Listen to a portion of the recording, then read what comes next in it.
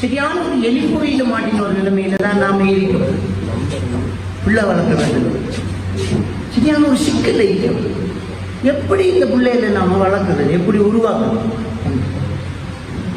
அப்போ பிள்ளைகள்கிட்ட ஒழுக்கம் இருக்கணும். அப்போ ஸ்கூலில் சேர்க்க கொள்ள நம்முடைய ஸ்டைல், நம்மட அப்பா அம்மாவும் சேர்த்துட்ட நரிக்கு பிள்ளை கண்ணை மூக்கை இந்த வித மற்ற இடங்களை அடிக்க தரணும். உள்ள அடி வாங்கிட்டு கூட்ட ஓடினா எனக்கு ஒரு அடி விழுந்து கூட்ட ஓடிக்கணும். 2ஆம் ஆண்டு படிக்க போல கூட்ட ஒன்றமா படிக்க. எங்கள் அப்பா ஒரு நாட்டு வைத்தியர், சீனடி மாஸ்டர், சீனடி சிலம்படி சுருட்டு வாழ்க்கை மாஸ்டர்.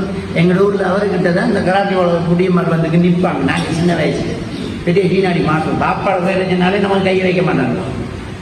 அப்போ நான் போய் எந்த நினைப்பு என்னன்னா, சேர் அடிக்க போட்டால் வாய்ப்பாடு வாடவில்லை, அதுக்கு அடி விடும்.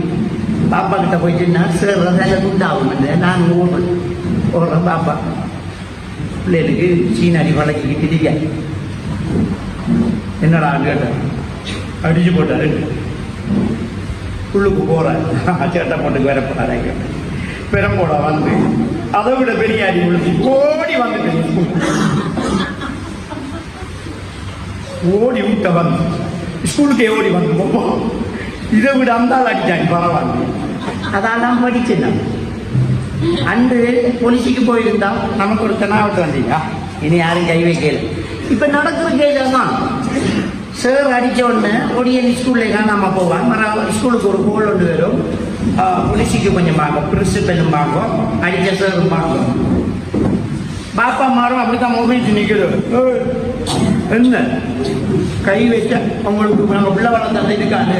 அப்போ இப்படி டபுள்ல இப்படி ஒழுங்கு படிக்கிட்டு ஆசிரியர்கள் இப்படி படிப்பிச்சு கொடுக்குது.